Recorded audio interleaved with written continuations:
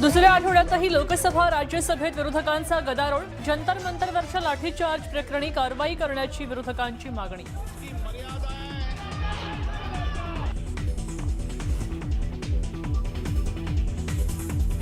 परीक्षेपूर्वी औषध निरीक्षक परीक्षेचा पेपरही फुटलेला।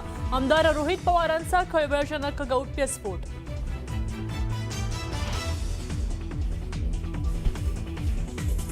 विद्यार्थ्यांवर लाठी हल्ला करण्याचे आदेश दिले कुणी? संजय राऊतांचा सवाल। तर गेल्या 10 वर्षात शिक्षण पद्धतीचं वाटोळं करण्याचं काम झालं। राऊतांचा केंद्र सरकारवर हल्लाबोल।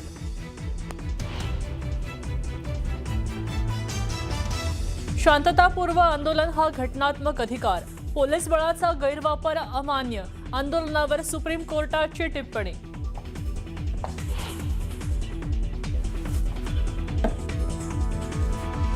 केंद्रीय मंत्री जितेंद्र सिंह यांनी लोकसभेतल्या सार्वजनिक परीक्षा दुरुस्ती विधेयक मांडलं। विधेयक मांडण्याच्या वेळी विरोधकांचा जोरदार गदारोळ।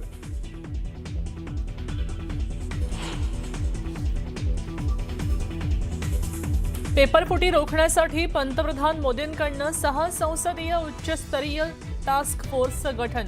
परीक्षा व्यवस्थेसाठी केंद्र सरकारचं मोठं पाऊल। नंदन निलेकणींच्या नेतृत्वात टास्क फोर्स।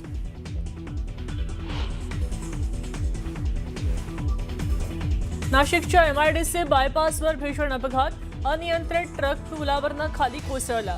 थरार कॅमेऱ्यात कैद।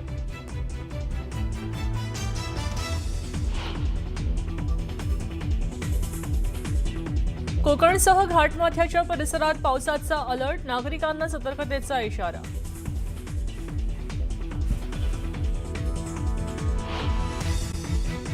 छत्रपती संभाजीनगरमधील खुलताबाद तालुक्यात झालेल्या दमदार पावसामुळे वेरूळ लेणीतील सीतानहाणी धबधबा ओसंडून वाहू लागलाय। धबधब्याचं मनमोहक दृश्य पाहण्यासाठी गर्दी होते। खुलताबाद तालुक्यात चांगला पाऊस झाल्यानं धबधबा ओसंडून वाहतो।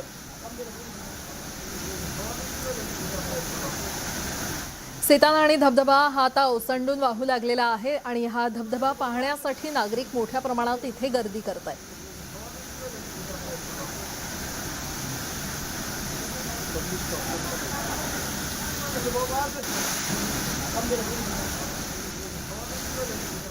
वीर धरणातून सुरू असलेल्या विसर्गामुळे भीमा नदीच्या पाणी पातळीमध्ये मोठी वाढ झालेली आहे आणि त्यामुळे जुना दगडी पूल हा वाहतुकीसाठी बंद करण्यात आलाय। नदीकाठच्या नागरिकांना सतर्कतेचा इशारा देण्यात आलेला आहे। दरम्यान पुणे परिसरातील पावसामुळे उजनी धरणात गेल्या 36 तासात 15% जलसाठा वाढला असून पुढील काही तासात धरण 100% भरण्याची शक्यता व्यक्त केली जाते।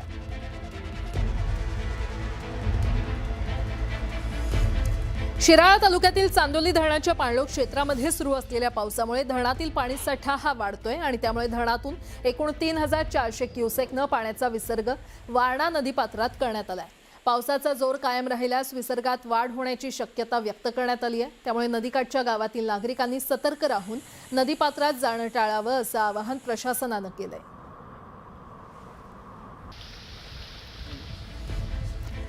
जळगाव जिल्ह्याची जीवनवाहिनी मानल्या जाणाऱ्या गिरणा धरणातील जलसाठा 85% पोहोचलेला आहे आणि त्यामुळे पिण्याच्या पाण्यासह सिंचनाचा प्रश्न मिटलाय। धरणाच्या पाणलोट क्षेत्रातील मुसळधार पावसानंतर धरणातून सुरू असलेल्या विसर्गामुळे अवघ्या 5 दिवसात जलसाठ्यात तब्बल 40% वाढ झालेली आहे।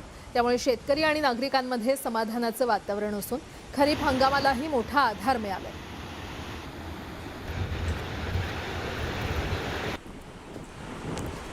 सातारा जिल्ह्यामध्ये सुरू असलेल्या दमदार पावसामुळे सर्व धरणांच्या पाणी पातळीमध्ये मोठी वाढ झालेली आहे। कोयना धरणात तब्बल 80 TMC जलसाठा असून जिल्ह्यातील सर्व लहान धरणं देखील पूर्ण क्षमतेनं भरलेली आहेत। दरम्यान खोडशी बंधाऱ्यावरून मोठ्या प्रमाणात पाण्याचा विसर्ग सुरू झाला असून जलसाठ्यातील वाढीमुळे पिण्याचं पाणी आणि सिंचनासाठी मोठा दिलासा मिळाला आहे।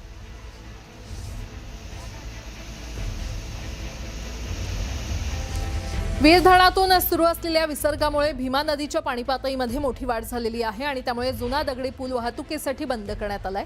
नदीकाठच्या नागरिकांना सतर्कतेचा इशारा देण्यात आलेला आहे। दरम्यान पुणे परिसरातील पावसामुळे उजनी धरणात गेल्या 36 तासात 15% जलसाठा वाढला असून पुढील काही तासात धरण 100% भरण्याची शक्यता व्यक्त केली जाते। सिंधुदुर्ग जिल्ह्यामध्ये पावसानं पुन्हा एकदा पुनरागमन केलं असून सावंतवाडीमध्ये पावसाची संततधार सुरू आहे, तर जिल्ह्याच्या विविध भागात संततधार पाऊस पडतोय। कणकवली, कुडाळ या तालुक्यात देखील माणगाव खोऱ्यातही समाधानकारक पाऊस झालाय। गेल्या काही दिवसांपासून पावसानं विश्रांती घेतल्यानं भात शेतीसह खरीप पिकांबाबत शेतकऱ्यांमध्ये चिंता निर्माण झाली होती। मात्र आता पावसाच्या पुनरागमनामुळे शेतकऱ्यांना दिलासा मिळालाय।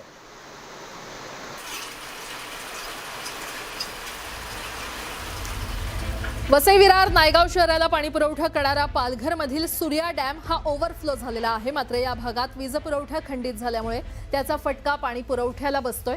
वीज पुरवठा खंडित झाल्यामुळे वसई विरार आणि नायगाव शहरामध्ये होणारा पाणी पुरवठा हा विस्कळीत झालेला आहे।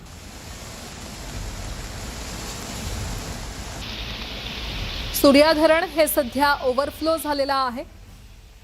मात्र पालघरमधील वीज पुरवठा हा खंडित असल्यामुळे पाणी पुरवठ्यावर त्याचा परिणाम झालेला आहे। वसई विरारमधील पाणी पुरवठ्याला त्याचा फटका बसलाय। आणि आता मुंबईकरांसाठी एक दिलासादायक बातमी। मुंबईच्या धरण क्षेत्रामध्ये दमदार पावसाने हजेरी लावलेली आहे आणि त्यामुळे धरणातील पाणीसाठ्यात मोठी वाढ झाली आहे।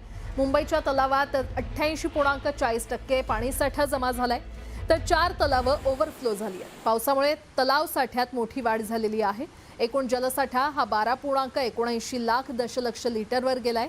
विहार, तुळशी, तानसा आणि मोडकसागर तलाव पूर्ण क्षमतेने भरलेत, तर मध्य वैतरणा तलावात 24 तासात सर्वाधिक 1.90 मीटर पाणी पातळीत वाढ झाली आहे। आणि भातसा तलावात 86.86%, तर अप्पर वैतरणामध्ये 75.76% जलसाठा जमा झालाय।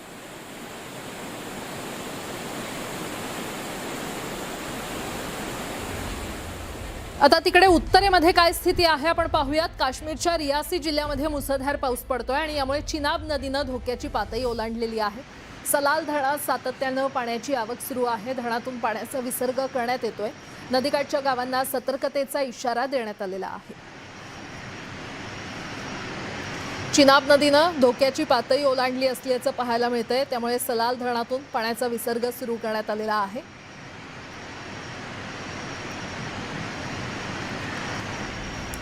देशात सध्या मान्सून चांगलाच सक्रिय झालेला आहे। काही ठिकाणी मुसळधार ते अतिमुसळधार पाऊस होत असल्यानं जनजीवन पूर्णपणे विस्कळीत झालंय।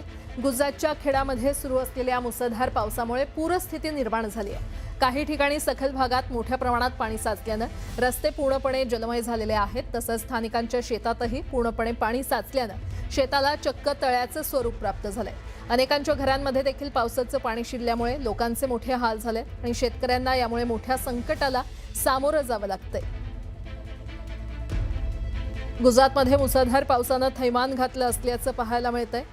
खेड्यामध्ये शेती आणि घरं ही पाण्याखाली गेलेली आहेत। परिस्थितीमुळे या पूरस्थितीमुळे खेड्यामध्ये जनजीवन विस्कळीत झालेलं आहे।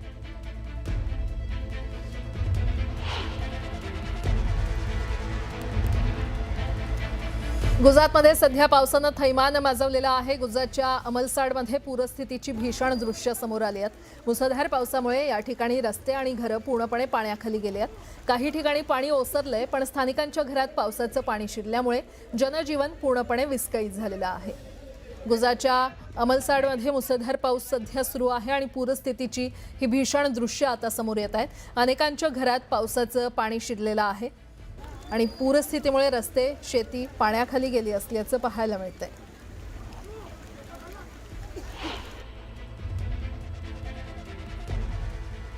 अहमदाबादमध्ये मुसळधार पावसानंतर झालेल्या विध्वंसाची हृदयद्रावक दृश्य समोर आलेली आहेत। या दृश्यांमध्ये वाहनं चिखल आणि ढिगाऱ्याखाली गाडली गेल्याचं दिसून येतंय। पावसाचं पाणी एका निवासी संकुलाच्या तळघरातील पार्किंगमध्ये शिरल्यानं तिथे उभ्या असलेल्या अनेक महागड्या गाड्यांचं मोठं नुकसान झालंय। पुराच्या पाण्यासोबत वाहून आलेल्या चिखलात आणि ढिगाऱ्यात अनेक आलिशान गाड्या अडकल्या। परिस्थिती इतकी बिकट झाली होती की तळघरात उभ्या असलेल्या अनेक गाड्या एकमेकांवर आदळून त्यांचा ढिगारा तयार झाला। अनेक आलिशान वाहनांचं इथे मोठं नुकसान झालेलं आहे।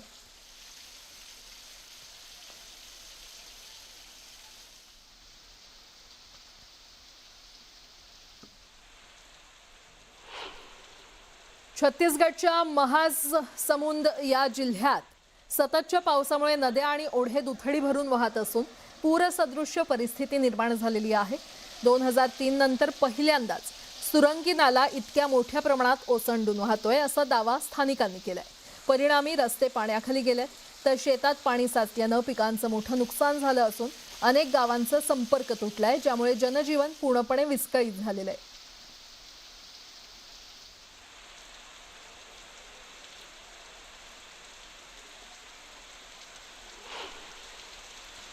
राजस्थानमधील बडमेरमध्ये सलग 5व्या दिवशी देखील मुसळधार पाऊस झाला।